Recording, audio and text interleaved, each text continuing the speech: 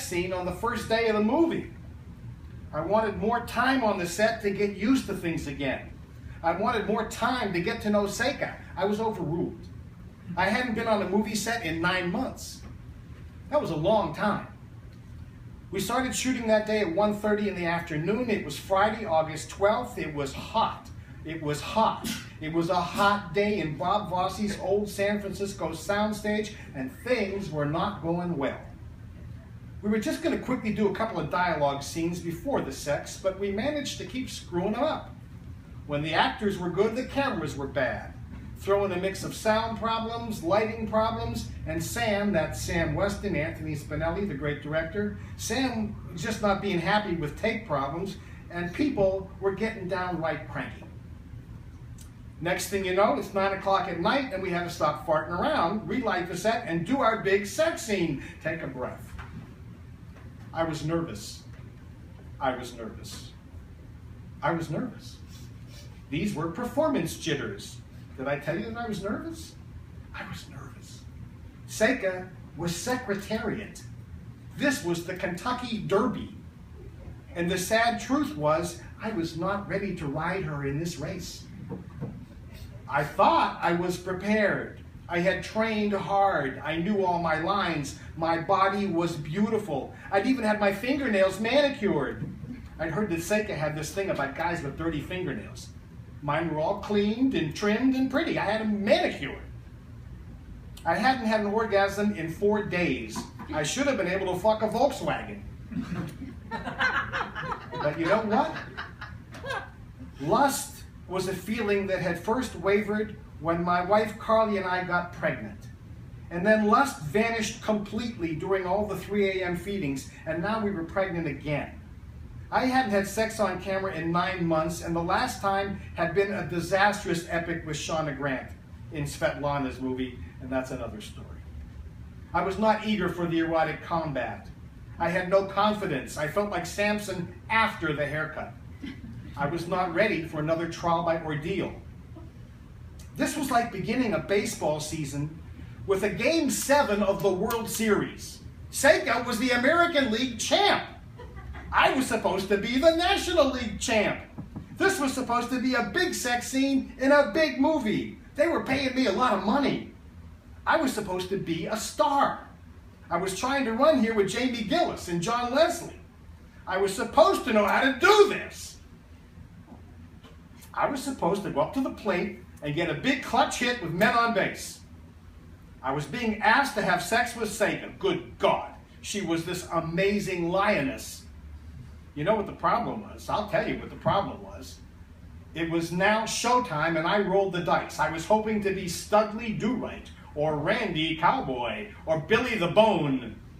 And you know what I came up with? I was Bunny Gardenia. You ever been Bunny Gardenia? He was a fucking rabbit! This sex scene was going to be the lioness and the fucking rabbit. Woe is me. I did not know what to do. I was too wrapped up. Is this too much information? Can you stand to know this about a man? I needed to calm down. I needed a game changer. Okay, I took a half of Valium. I should have talked to somebody. I should have talked to Seika, or Sam, or even called Carly, but I didn't. I mean, who wanted to hear the cowboy sing a song of fear? Asshole, stupid, fuck, shit, piss. The Valium was a terrible idea. Oh, it didn't relax me at all. It stunned me. It was like getting hit in the head with a hammer. I got nauseated and dizzy. It was hot. It was so hot. It was hard for me to walk. I had to lie down. I had to realize that taking the half of Valium had rendered me even less capable than I was before I took it. Dumb, dumb, dumb. I wanted only to lie down and not be hot anymore. I didn't want to have to do anything. For the moment, forget how I got there, but the idea that I was waiting to do a sex scene was just plain cruel. To me, to Seika, to Spinelli, and to the whole damn movie. Ladies and gentlemen, I fucked up. I tried sleeping. Run away, bunny. I couldn't fall asleep, but I tried to rest myself and calm myself down. I tried contacting my penis. Hello, Dick? Anybody home? Somebody was there, but they were not answering the front door. They were upstairs and they were groggy. I worried.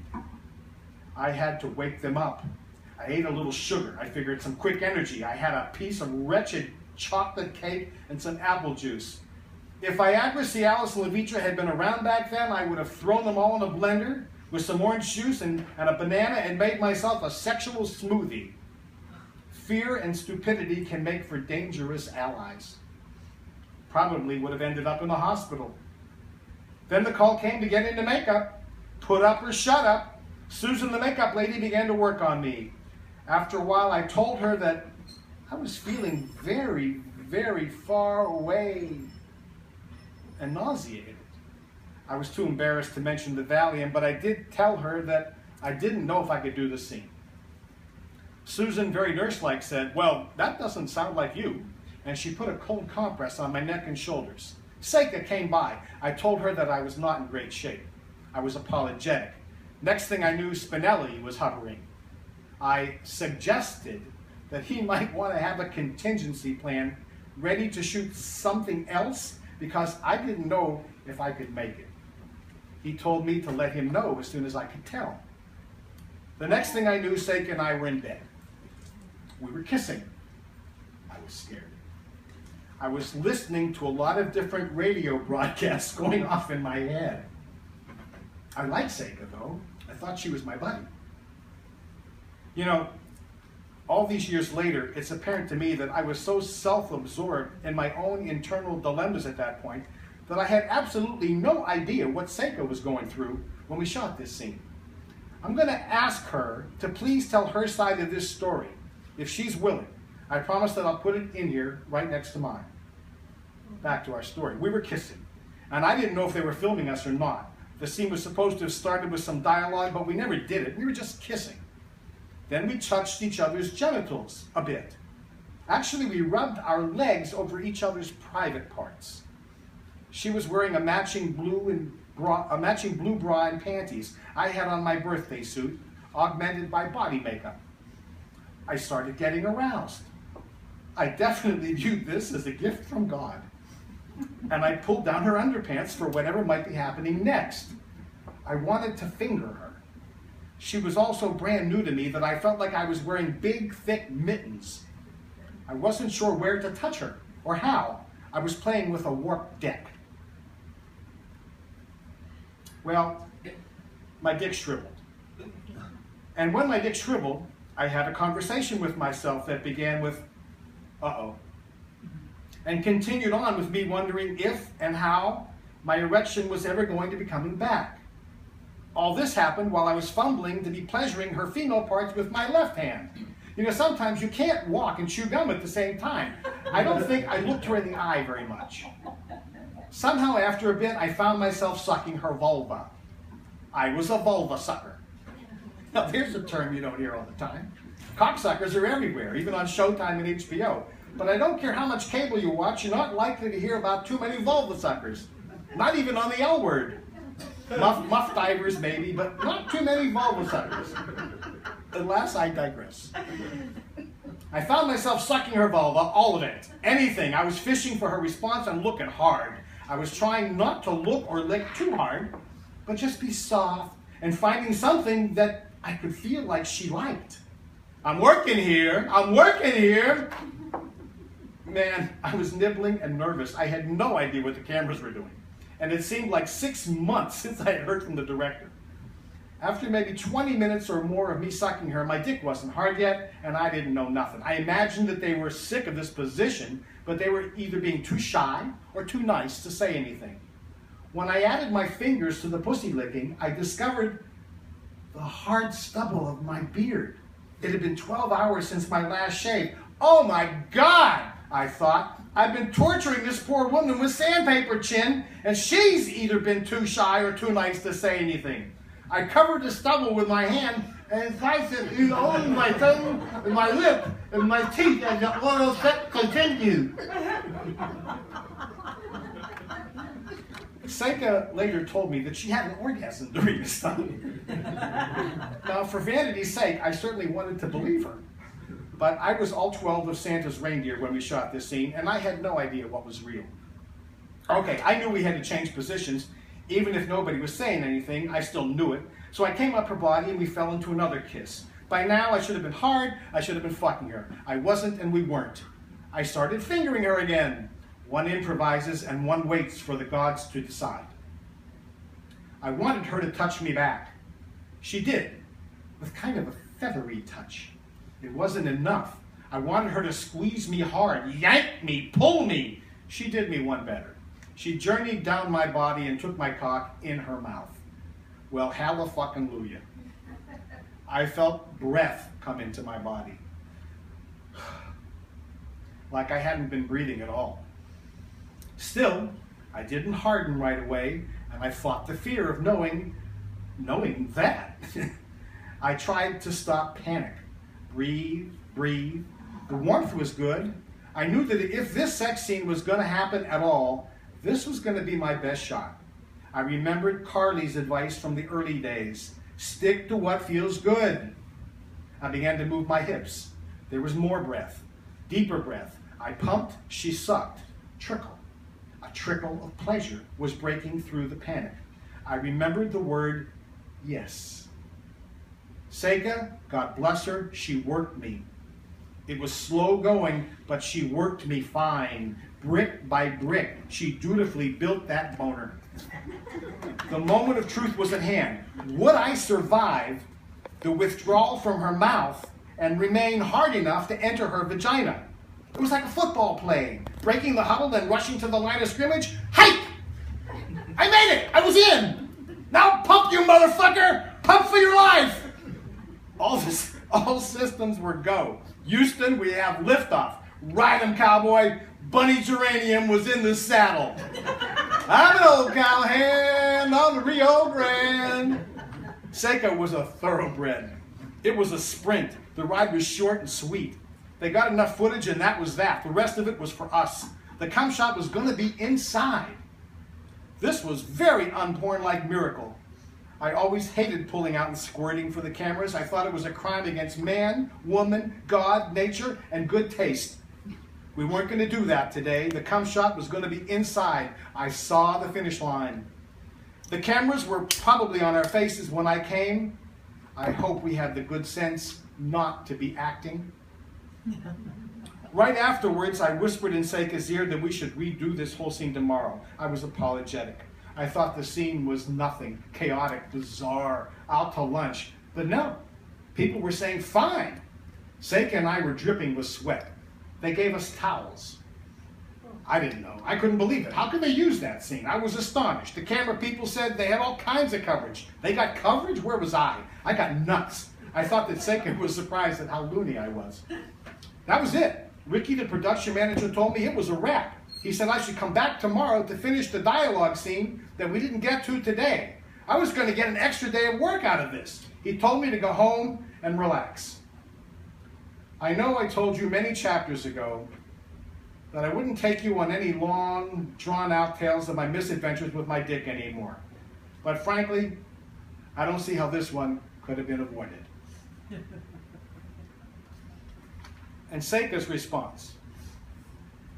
I have to tell you what I remember about that whole thing.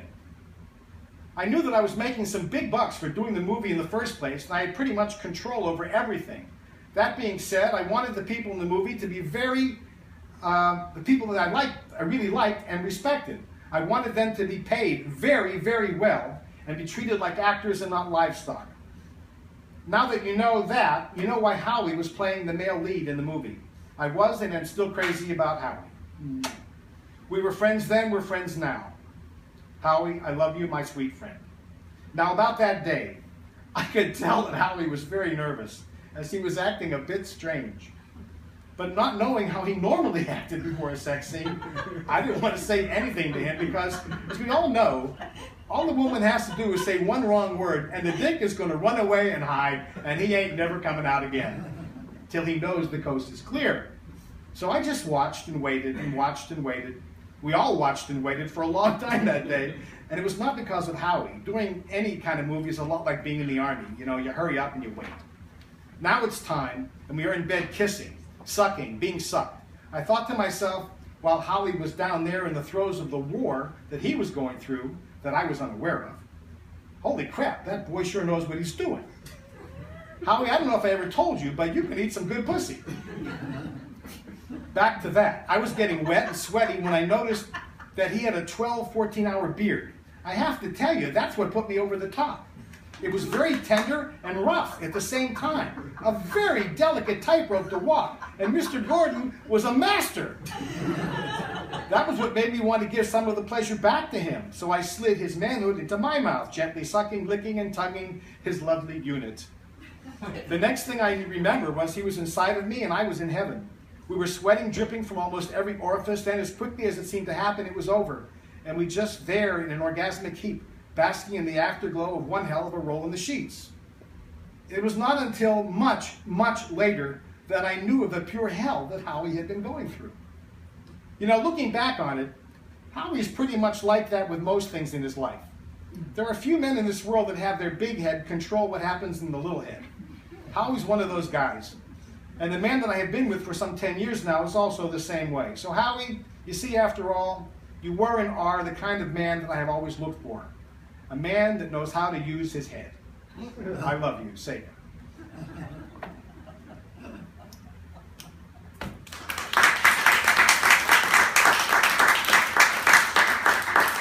Thank you. Thank you. A couple of smaller pieces, and then it's my honor today to be the opening act for Serena, one of the brightest lights of the golden age of porn. It's a pleasure to be here on her behalf. My book starts out telling a story.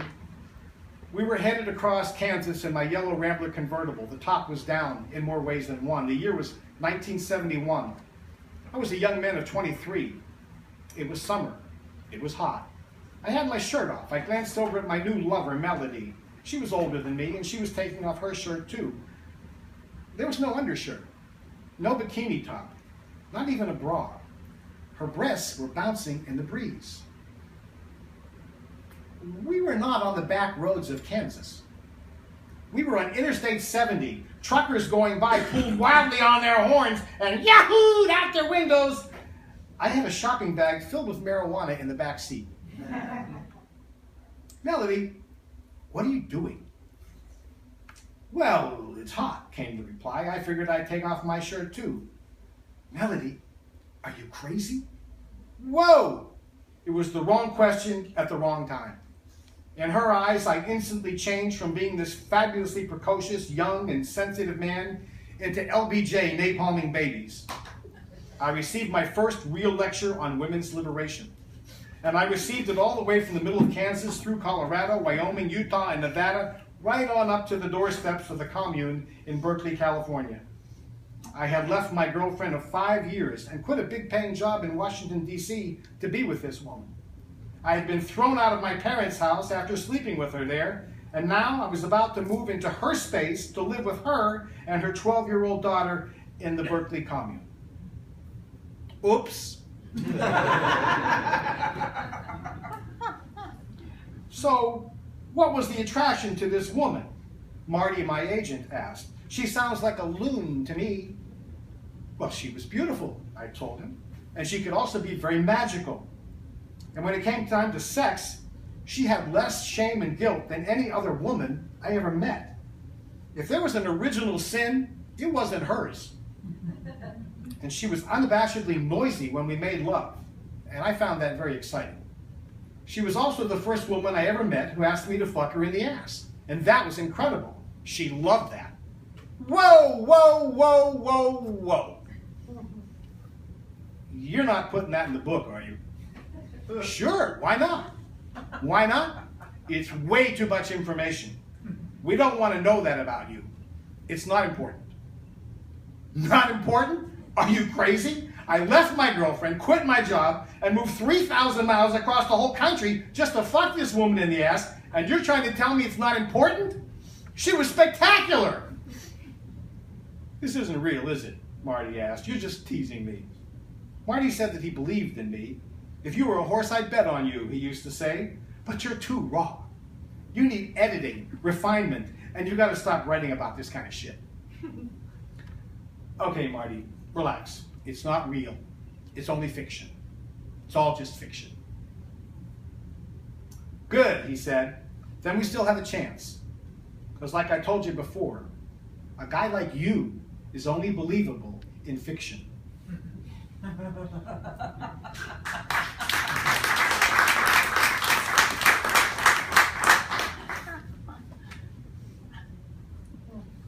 I had the largest breasts in the 7th grade. I did. Even so, I wanted a girlfriend. It seemed like I had always wanted a girlfriend.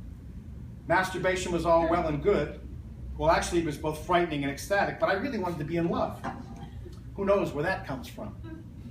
As far back as kindergarten, I had always picked out a girl in the class and imagined that she and I were in love. Sometimes I actually told them of my feelings or let them know through a friend. Once I even gave a girl a giant Valentine on Valentine's Day. Whoops, she wasn't interested. None of them were. Hit your hand on a stone, they say, and expect it to hurt. I learned to keep my longing secret. It was the handsome fellas, the athletic boys, the slender boys what got the girls. Chubby, pudgy, husky, you can roll your own euphemism here, but the fat guys like me generally rode the bench when it came to true love. By the time I became a teenager, all these early influences worked in combination to make me the kind of kid who overate until he was about to explode. On the outside, I was the fat kid, either being jolly or trying to act tough. On the inside, I was wondering what the hell was I doing with tits. I was alienated and frightened and ashamed and desperately romantic. I know what you're trying to do here, Marty the agent said. You're trying to get people to feel sorry for you with all this Davy the Fat Boy crap. Didn't Randy Newman write that song? Yeah, I think he did, Marty said. But it ain't gonna work. It ain't never gonna get you on Oprah. I'm just telling my story, Marty. It seems like people should know something about me before I get to the part where I talk about my career in the business. The porn business, he said. Yeah, the porn business, I answered. You remember? Richard Pacheco, the smallest cop to ever hit the big time? I always liked that line, he said. It's funny. Thank you. You're welcome, but the bottom line is I'll never be able to get you published. So you said. Look, I don't make the rules. Nobody gives a fuck about the porn business. It's dirty, it stinks, and it's not worth anybody's attention. Worldwide, it now makes more than $10 billion every year. Yeah, well, you may have a point there, but that's got nothing to do with getting you a book deal that's going to make either one of us any money. Look, I told you this before. In America, a porn star is a cultural villain. Get it? They're the bad guys. They're up there with wife beaters and child molesters. They're all cunts and whores and mafia lowlife. But I was the senior class president. You precious little fuck. You want to be a hero, and you want to be funny and poignant and fuck all the girls. You fucking think that you can be a porn star in a white hat. But I'm telling you, Schmendrick, that no such animal exists. Period. It's all fucking trafe. For Stace, stop wasting my time. In fact, stop wasting your time. You're a good writer. Write about something else. Anything else. Now get the fuck out of here. Let me make some money.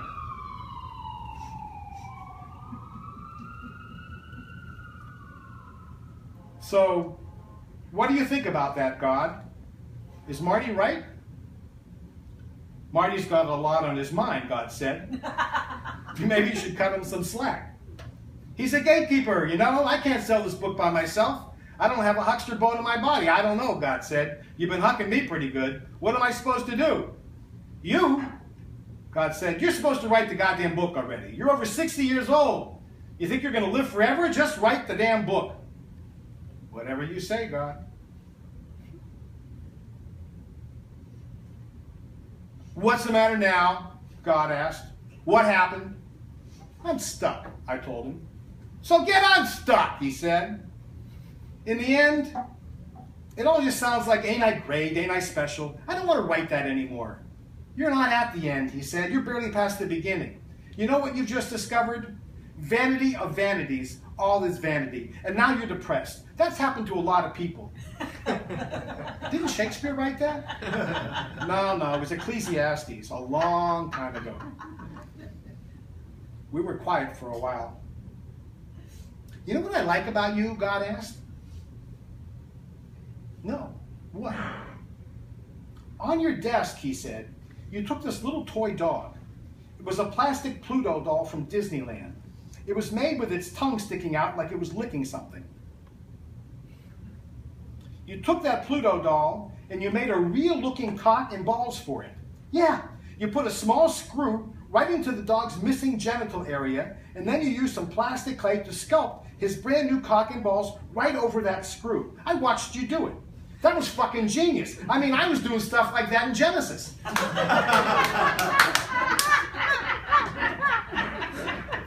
And then you put that dog with his little erect penis and his tongue sticking out, you put it right behind a small sculpture of a buxom, trashy, hillbilly type woman wearing extremely short cut-off jeans. She's bending over with her ass sticking out. You put the Pluto doll right behind her so it looks like Pluto's licking her ass. And she's got this completely stunned look on her face. You know, like there's a cold, wet dog nose right up her ass. Now that's funny. And that's why you like me? Son, the Lord moves in mysterious ways. Looky here, he said. Uh-oh. God had clearly fallen into this whole country western thing. Who was I to stop him? This here job you're doing, your job was just to entertain the troops. Stop taking yourselves so damn serious. Sex is one of the best things I've done. I liked it so much I gave it to all the plants and all the animals. It's only you people out there that are having so much trouble with it. I just want you to tell your story, son. You know, it just might help somebody out. Okay, I said. Okay.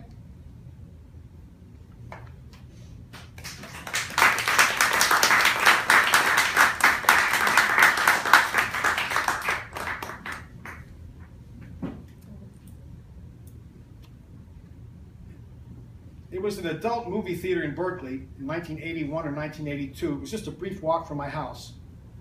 One afternoon, a film of mine was playing there that I hadn't seen yet, and I took myself to the movies.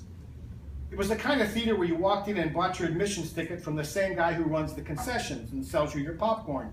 He was sitting there with his wife behind the counter when I bought my ticket. I know it was his wife because he told me that. He also knew who I was because he recognized me right away. Look, honey, he said, this is Richard Pacheco. He's in the movie. I can't remember which movie it was now, but I was embarrassed and proud all at the same time. He gave me my popcorn for free. I got extra butter.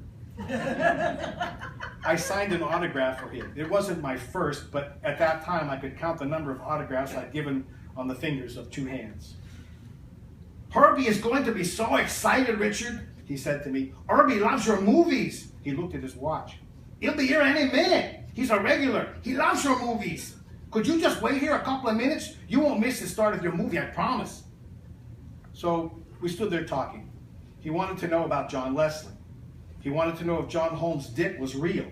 He wanted to hear about Annette Haven and Juliet Anderson. And then there was Herbie. He was coming through the front door, and he was walking with two canes.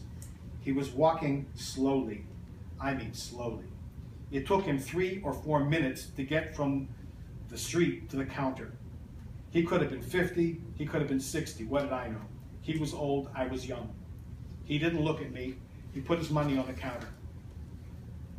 Look, Herbie, the manager said. It's Richard Pacheco, the guy from Nothing to Hide. It took Herbie a beat or two, but he looked over at me. There was a little smile of recognition. He slowly raised his right hand for me to shake it. I did, very gently. Herbie turned back to the ticket manager. Give him an autograph, would you? The manager said, handing me a pen and some paper. It really wasn't a question. This guy was a fucking social worker. He was taking care of Herbie. Herbie was one of his people. And I realized that day that Herbie was one of my people too. Lord only knows what the rest of Herbie's life was like, but he was coming here for his sex life. You hardly ever hear about all the Herbies of this world amid all the sensational media brouhaha between the pornographers and their would-be abolitionists. But this was perhaps the very best face of the industry.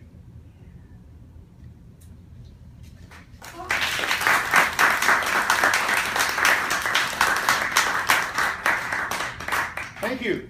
Thank you. I want to tell you now about when Serena and I worked together. Ah! No. Chapter 11, The Sensuous Detective. This happened very early in my career, as you'll discover. Serena had the title role, and we played an odd sex scene together. I had to overpower her, tie her up, and spank her as foreplay. I was completely out of my league. Serena was a major player. She was living with Jamie Gillis, for God's sake. When it came to doing any kind of an S&M scene with an experienced woman, I was a clueless Cub Scout. It was like Jerry Lewis driving a Ferrari. When the director called action, we shot something, but my heart wasn't in it. Tying up a woman, spanking her, I didn't think this was going to go over very well at all with the feminist crowd in Berkeley. I played a very quick patty cake on her tushy and got to the fucking as quickly as possible. I was embarrassed, titillated, and completely humiliated. But I got hard, I got in, and I got off, Selah. And after opening that can of worms, when I was all wrapped for the day and on my way out the door, Serena asked me for a ride back to the hotel. Well, sure, I said, anxious to please, and off we went. Once there, she invited me to come hang out in her room. Well, okay, I thought. She's a big star. Could mean that I could get some more work if we became friends. Maybe she wants to mess around, you know, in private. Teach me a little bit about what's what. What she didn't tell me was that she had just used me to walk off the set after having had a big blowout argument with the director. I was her getaway driver. Within 15 minutes, the producer, the director, and the entire cast and all the crew were all standing below us down in the courtyard of the motel. They were begging their star to come back. Serena wouldn't talk to them, and I was sent to be the go-between. It was a full-scale diva snit fit, and I was Serena's accomplice in the runaway honey. For a while, both sides used me as their go-between since Serena wouldn't meet with them. She was trying to reach Jamie Gillis on the phone for advice. He was out of town in another city. When they finally did hook up by telephone, I finally excused myself and went home. Ladies and gentlemen, Serena!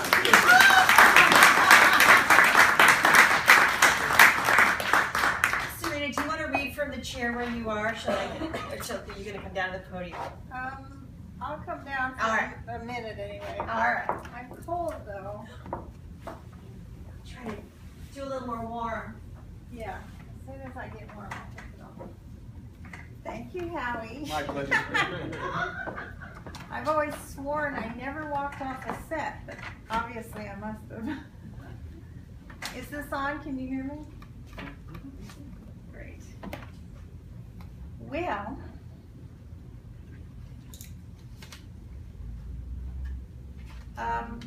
this is my book, and it's called Bright Lights, Lonely Nights. And the bright lights were always on the set, and the lonely nights were with my husband, who didn't like me and I didn't like him, and all we did was argue. So I got most of my sex on set and loved it. It's a book about me being bipolar and kind of growing up in the adult industry in the 1970s. And also lots of things about photographers, about models, about actresses, actors, famous people that I've met along the way. And I will read,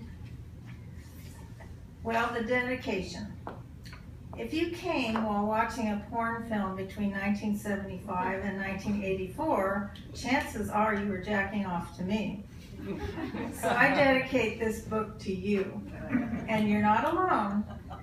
There are many others. The boy who introduced me to the taste and feel of cock. The man who brought me into the business. The photographer who gave me my first break in modeling for adult magazines. How about Bill Margold, my big brother, aka Papa Bear?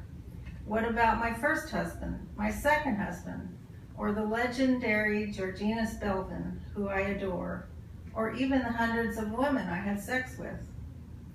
Thank you, Larry Flint, for fighting so hard for our right of free speech. A very special thank you to Hugh Hefner for opening up people's minds and for keeping the Hollywood sign as a monument. I can't imagine what the world would be without it. Then I think about Jamie Gillis, another legend from the world of porn. He not only opened me up to the possibilities of wild, uninhibited sex, sorry.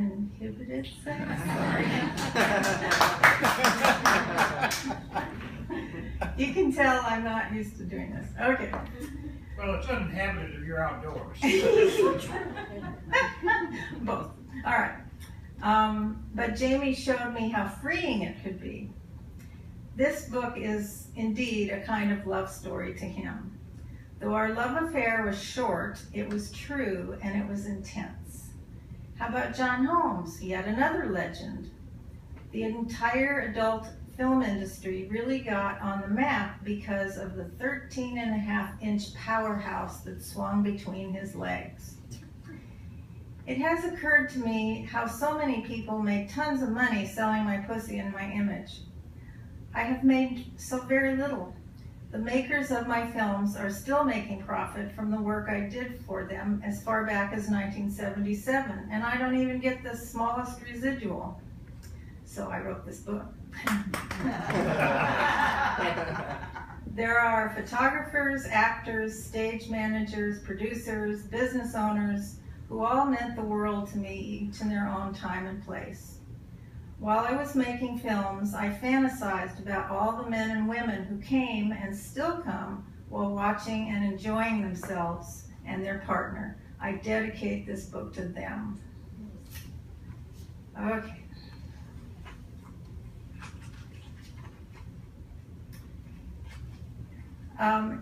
My book deals a bit with being bipolar, and these are some bipolar people living and dead. And I got this list right off of Wikipedia, so it must be true. Margot Kidder, actor. Bill Lichtenstein, printmaker. Jack London, writer. Burgess Meredith, actor. Marilyn Monroe, actor. Edvard Munch, painter. Isaac Newton, thinker. Friedrich Nietzsche, philosopher. Florence Nightingale, nurse. Jackson Pollock, artist. Frank Sinatra, singer. Ted Turner, media mogul. Jean Tierney, actor. Now, I've read her book, and it really is all about being bipolar. She's the one that did Laura, the film. Stephen Fry, actor. He's a British actor, and he talks a lot about being bipolar also. Carrie Fisher, actor. Vincent van Gogh, painter. Just lots of people. Kurt Cobain, Charles Dickens, writer, and Amy Winehouse, of course, singer.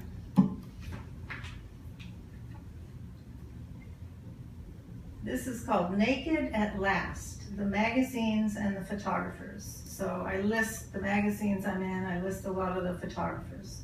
But it starts out, posing for daddy. Posing for the camera was a way of life for me. I was a cute baby, a precious toddler, a daring child, a precocious teen, and a flamboyant young woman. And daddy followed me with his camera. I remember a Brownie and the Polaroid instant camera, two of his favorites. Daddy and I went to parks to take pictures with birds and scenery. Posing in the natural as a young woman was an extension of my childhood. I felt calm in front of the camera, comfortable with my body, flaunting my lovely curves, elated in my confidence. It was exhilarating for me. I loved the modeling. I wanted to share my beautiful body with the rest of the world. When modeling in Hollywood and the Valley, first husband would drive me to my gigs. At first, he would, Okay. I gotta take a break. Here. Can you throw that over there? All right.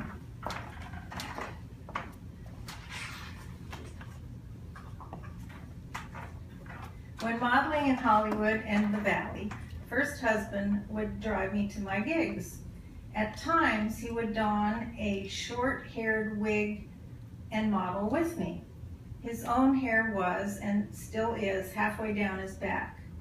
That was good for our pocketbook, but I preferred to work alone. I could really cut loose and have fun in front of the camera. I was absolutely at ease in my skin, with no shame whatsoever. I'd been uncomfortable in clothes all my life, a nudist at heart, and when the weather is warm, I tear them off as fast as I can. I strip my body of cumbersome fabric, furiously trying to rid myself of anything that comes between me and the air. In regular life, I was tongue-tied and insecure, but in front of the camera, I could feel myself blossoming like a lotus. If I was on stage, I could upstage anyone. I loved the lights. I loved sending my soul through the lens. And one of the photographers that I worked for was Tom Kelly. One of the important photography, and I'm really not used to this, sorry, you've got to put up with me. One of the most important photographers I worked with was Tom Kelly. This linked me directly to Marilyn Monroe. He is the one who portrayed her in a number of shots that sold as a calendar, and they became the very first cover of Playboy magazine. Tom Kelly hired me to do an ad for Suntory whiskey. Later, I found out that many A-list actors were also making extra money by doing this. The ads and commercials are outside the U.S. People such as Sammy Davis Jr., Bill Murray, Peter Lawford, Cindy Crawford, Leonardo DiCaprio, Sean Connery, Keanu Reeves, and author John Grisham all did it. I'm sure that I didn't get paid much in comparison, but Tom and I made some beautiful advertisements for magazines in Japan. So I was in good company. Tom Kelly had photographed many people I just admire. JFK, who would break the heart of my childhood. Gary Cooper, who played Howard Rourke in The Fountainhead. Greta Garbo, Mom's favorite, and Marlene Dietrich, Dad's favorite, and Marilyn Monroe, who I will love always. I was invited to the original Playboy Mansion in Chicago, a brownstone. So I flew there on their nickel and was driven to the mansion by limo. I didn't know where I was when I got there, but I found it ironic that I was in my father's hometown. All the girls made me feel at home in the luxury, having dinners together and playing in the game room full of pinball machines and old-fashioned jukeboxes, dressing up in hot lingerie and pillow fighting. If we had been filmed, it would have been a great R-rated film of cute girls frolicking. I was shown Hefner's bed It was round with mirrors on the ceiling. I wonder if it spun around.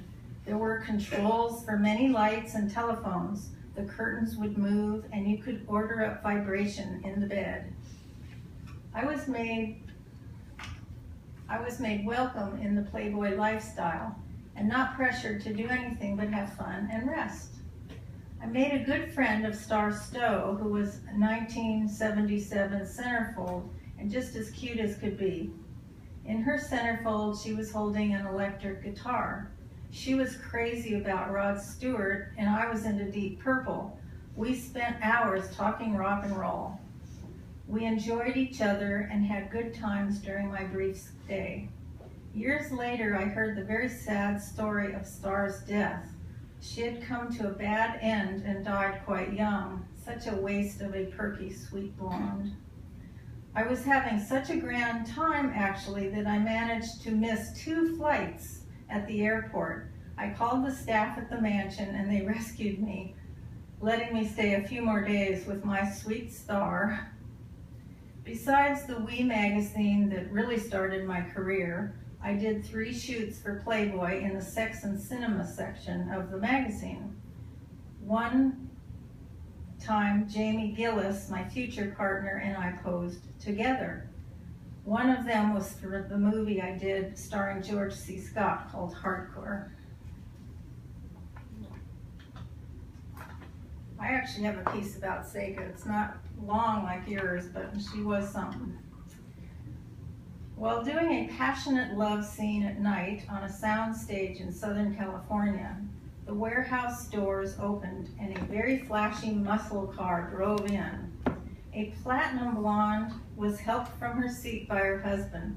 Seika had a trademark other than her hair that made her instantly popular and always remembered. She was the first porno actress to have a smooth, shaved pussy, which created mad lust in whoever saw it. Damn, it was exciting. Once you get her in your mind, it's hard to get her out. Seika was stunning. Her facial expression screamed lust. Basically, they were there to announce that they were in town to take over.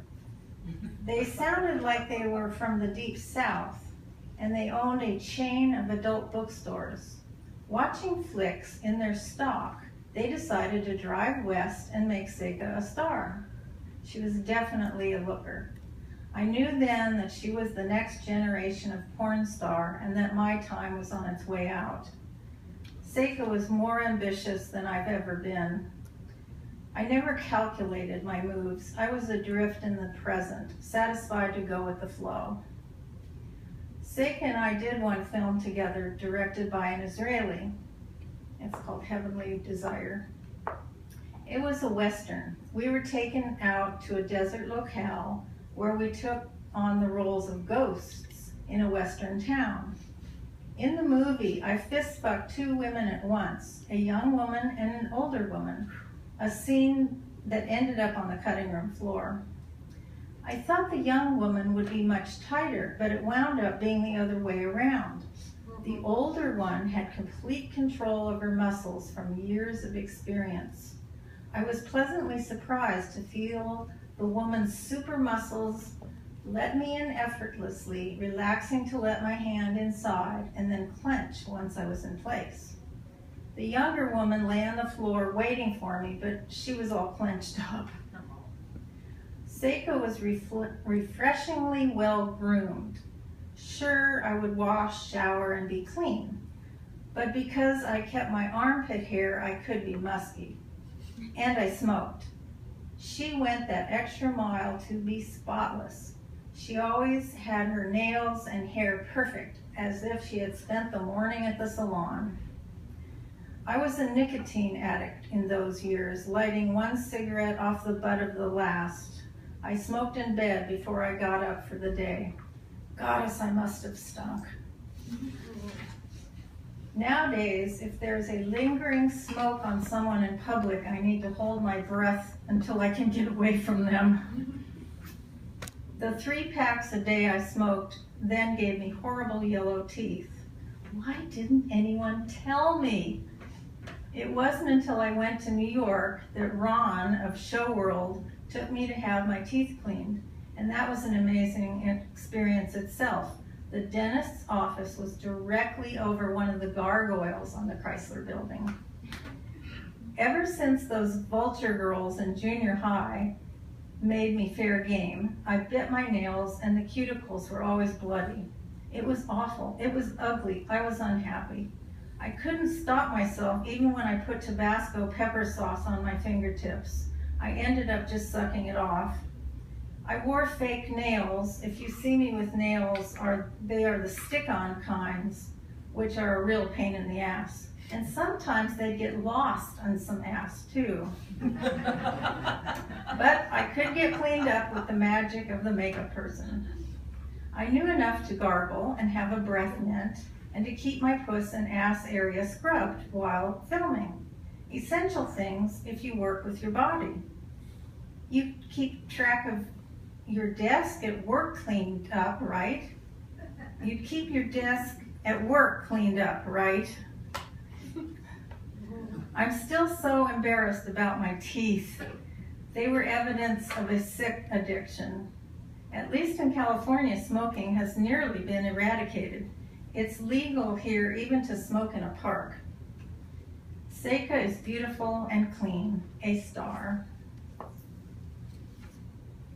Now I talk a lot about John Holmes, but I'll read you a little bit.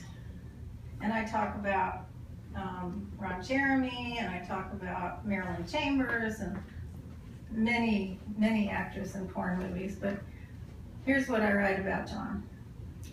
His tool was so big, it was more of a sight to see than a real turn on, honestly. But I loved working with him. I'd be pliable in his hands because I trusted that John would place me in the perfect position so that the lights hit me just so and the lens saw what it needed to see. Cum shots were the crowning achievement. Cum shots were what everybody was looking for in an adult movie set. They were the money shot. John could hit the spot each time, every time, over and over if asked. I enjoyed making movies. Perhaps this was a bonus of my being bipolar.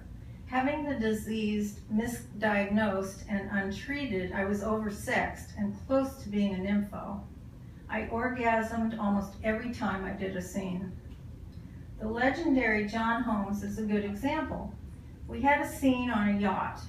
Because his prick was so big, it seemed as if it would never get fully hard. He was already an old pro when I met him. He knew what the cameras wanted and would place the women he screwed just so. People wanted to see his dick. It was something of an attraction. Women and couples would come to see pornos to gaze at it.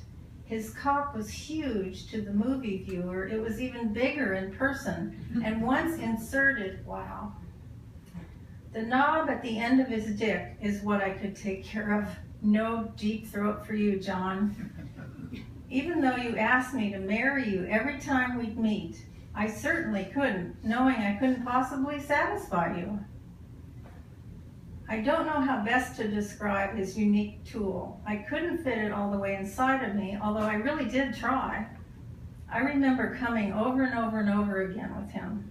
John sure knew how to use his schlong. I only had one as large many years later, belonging to a black man who we all called Big Joseph. Once, while living in New York, I was hired to do a movie and was driven out to a location for the shoot. I didn't learn to drive until I was 30, well out of the porn industry, so I was driven everywhere and had no sense of direction.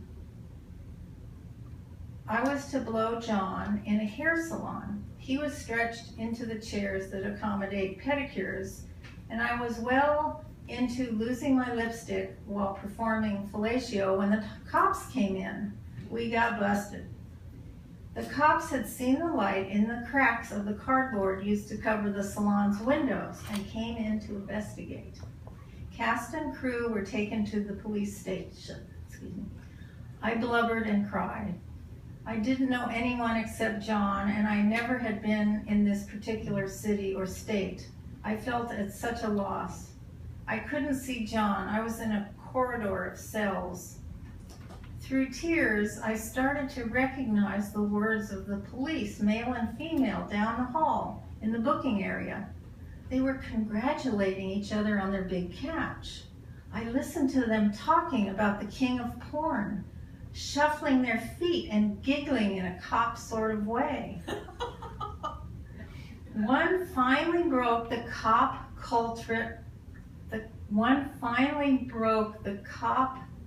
culprit division by asking John Holmes for his autograph. Things relaxed after that, so I was much less worried. After the arraignment the next morning, I was dropped off at my destination and heard nothing more about this production.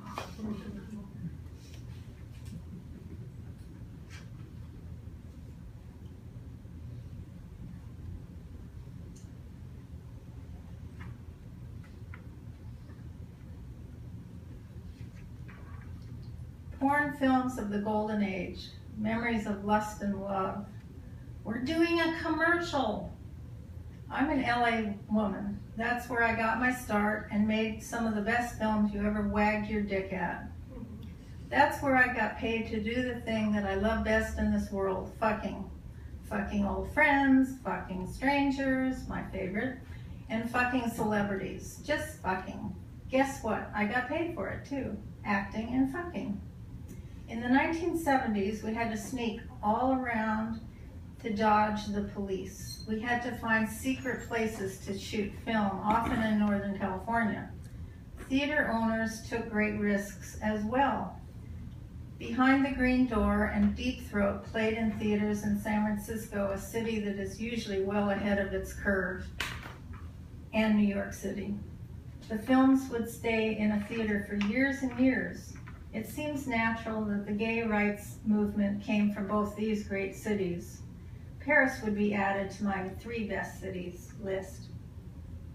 Every actor in pornographic films was scared of what the government might do to us. There were plenty of laws on the books to stop us, and more than a few actors were hauled off to jail. Georgina Spelvin, legendary actress and brilliant mind, spent years in courts fighting for her human rights. I was arrested more than once in 2 states. One of the worst and most common crimes was transporting obscene material. Obscene means sexual. Material showing people fighting, maiming, shooting, decapitating, raping, and killing each other was okay. Films that were extremely violent were okay. Some were, and still are, considered healthy and patriotic. People having a good time sexually were, and still can be thought of as disgusting, something that could warp a person's mind. I'm not sure when it started and why, but you began to see redeeming social value and consenting adults posted on each end of video boxes. I guess it means we could redeem what we did in the courts if the law bothered us. When porn really came into its own, both on videotape and on the internet, the First Amendment clause was put into effect. I am thrilled that there is more freedom now, yet part of me is nostalgic for the days when things were more underground. It was absolutely more exciting then. If we were shooting out of doors, we'd need a cover story. We're doing a commercial was the favorite. I use my birth name, Serena, in the credits of movies, but most other porn actors use an alias. I could never keep track of who wanted to be known as what. I still have a hard time remembering names today. They confuse me. One of my sisters changed her name several times, and not just because she got married. She was trying out names. I will answer to Serena, honey, sweetheart, or darling.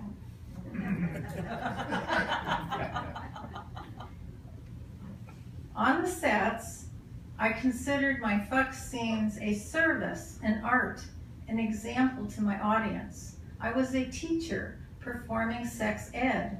Fucking to me was close to sitting down to a fine meal, tasting of another's desires and satisfying my own. The cocaine ghosts. While filming, I was plied with coke between every shot on the set. Sometimes it would be given to the male actor even when he was inside a woman. His prize erection seemed to be prolonged between camera moves. We all had pubic hair, at least until Seiko came along, so the action was important to catch. The man needed to be aroused while we were sweating on each other. There were a crew of ghostly people standing behind the lamps, ready with whatever we needed. I always thought of the crew as my friendly ghosts, much like the ones I loved as a kid. They made me feel wanted and safe. But cocaine wasn't just available inside the biz. It was every club and at every party. It was a treat that a man offered his date to help him get laid. The men I fucked seemed to like it. I tolerated it, eventually becoming hooked. I got bored with the man lasting for hours and hours, and I got sore. What the drug does to your nostrils is awful, plus it's so addictive. I'm grateful for many things, and being clean from strong drugs is one of them. Oops, sorry.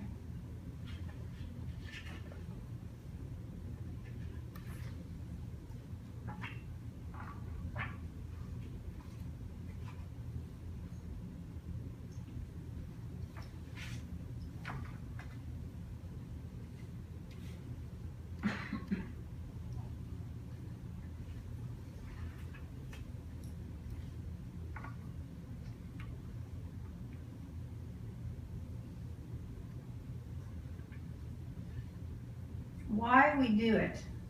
I've read interviews that seem to suggest there are adult performers who had or have very dull sex lives off screen. There are those who do it to buy drugs. There are those who do it to pay the rent. All of these were true in my case. There were lesbians looking for easy partners, and there were those who just wanted to fuck with men who knew what they were doing, without any strings attached. Boy, does that apply to me. I always feel I didn't know anything. I'm a blank slate. Then there were those who believe in free and open love. I was a true blue hippie. There are those who wanted to be an outlaw or a bad girl. I was always portrayed as such, though I never felt a bad girl. I always felt as though I was helping people understand the complexities of physical love. Then there are those suitcase pimps with their prostitute women. There were those that use porn to increase how much they can charge as a dancer or as an escort. I never was an escort or prostitute. I fit into another category. I was honestly doing what I could as an actress, bad as the films might be. Classic porn films had movie premieres in theaters such as the Pussycat Theaters, a chain of porn theaters that existed until the 1980s and had over 40 locations in California. These film openings were just like Hollywood movie premieres. It brought the common folk together with the movie stars. The VCR and DVD brought an end to the movie premiere. Do you think we should bring back the movie premiere in special screenings? I do. They're definitely to show up I definitely show up at some of my classics. I love to meet my fans and have fun. Now there are erotic film conventions where I often appear. Okay, I gotta do Jamie.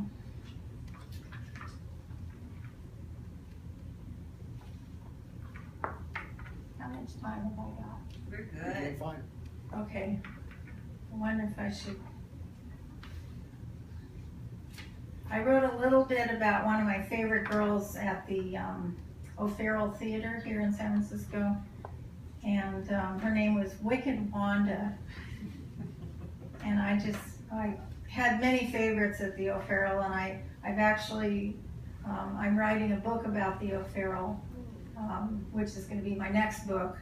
It's a big coffee table book of art and photographs of the girls at the O'Farrell and writing about the O'Farrell. Anyway, this is Wicked Wanda. She was one of my faves. Wicked Wanda was my favorite pal at the O'Farrell Theater. I was a bridesmaid at her wedding. She applied the old age rule. She looked spectacular and her bridesmaids wore ugly dresses in a hideous hue. The wedding was held at a beautiful rose garden, a beautiful ceremony and a great day. Wanda was a long-haired brunette. In memory, I always see her dancing on the big stage to Queen's Another One Bites the Dust. She would strut down the center of the stage, flashing her whip in the spotlight, wearing leather and bumping her hips in high-heeled boots and fishnet stockings. Her boots were in your face, and her pussy was high above in a leather-studded G-string. Your heart would thump with the movement of her butt. Little Wicked Wanda was so tall in the colored lights, her groans matching the sounds of the loud music.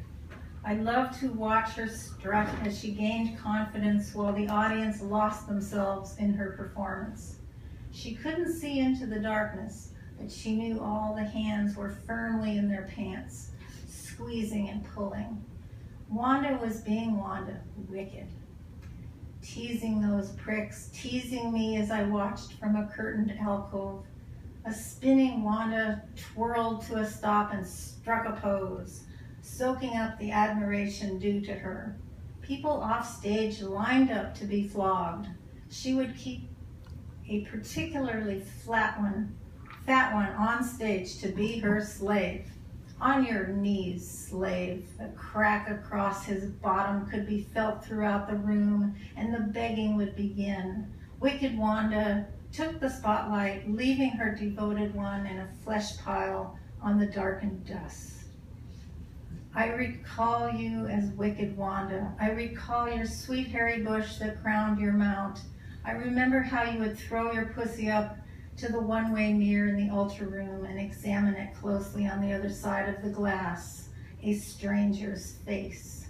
Your husband, the cashier, had just sold a ticket for someone to see your slit. Okay, Jamie. Much of what I've experienced in porn has hurt me, both physically and mentally, but I had a true love affair with Jamie Gillis. I might have missed out on this had I not been involved in X-rated movies. Jamie and I made some great erotic films together. 800 Fantasy Lane, Dracula Sucks, and The Ecstasy Girls, among many. We always enjoyed our time with each other, on and off the set. He made sure I was completely comfortable doing the most outlandish things he knew he'd get off seeing me do. He was a beast with strange tastes. Jamie was perfect for me at that time in my life. My mania was uncontrollable. Jamie was able to master it. I'd been in what I thought was in love before knowing him, and have lived with other men since. I've always practiced serial monogamy, and now I've been lucky enough to find my knight in shining amour. We are together now 16 years, and each day is better than the last. But Jamie had everything it took to be my porn pal. He was the dark to my light, the beast to my angel, and the master to my slave. Jamie with the black eyes next to my Southern California beach kid blues. While this is my memory book, it must foremost be the true story of love between Jamie and Serena. Jamie deserved and worked for the reputation he had, that of a pervert. He constantly went out to bring home a new pussy or new cock for us to play with, always something new.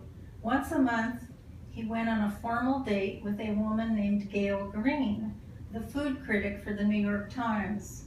He got to eat in all the fancy restaurants for free. I've been told I'm in one of Gail's books. I don't mourn him. We were complete. I will always think of Jamie as my vibrant partner in a certain time. We worked the juice out of life on stage and off. We adored one another and didn't let that stop us from exploring anything within our grasp. We were like eager children, wanton in our lusts and needing to be thrilled, playing with the fire of sexual, psychological depths, daring each other to get burned, always coming out of the darkness in sweat. I am thankful for that. For a brief time in our lives, we had one another totally. Forever in that moment, we were the lovers, entwined opposites, linked in love. Okay, this is just a tease, and then I'll stop. At the Playboy Mansion West, off Sunset Boulevard, I met Warren Beatty. Suze Randall, the photographer who shot me a bunch of times for Hustler, had taken me there one night. She was the first female staff photographer both for Playboy and Hustler. When I met Warren, he was dating all over town. He had a reputation like the character he portrayed in Shampoo, but he didn't scare me. The joke was, who hasn't he fucked? He was so good looking, I couldn't wait to be next. I can't remember what film we watched in the mansion's posh theater, but I do remember how he baited me with questions after the film ended. Sitting in our seats, we argued heatedly about a number of topics. He loved to get under your skin, that was his style. We seemed to disagree about everything, and I was getting more and more turned on. I am very happy that he and Annette Bening found each other. She must be quite a woman. But at that time, every starlet and her sister had succumbed to his legendary moves. I wanted him to fuck me. I wanted his cock in my mouth. I wanted his cum in me or on me. It didn't matter. I hoped only to please him, and I did. We ended up dating. At the mansion that night, Hefner arrived in the room wearing his famous silk pajamas and robe, and we all stood up like courtesans, waiting till he passed. Warren, come with me and bring that lovely young lady with you. I followed, escorted by the two gentlemen, Warren Beatty and Hugh Hefner. And there's more about that. Oh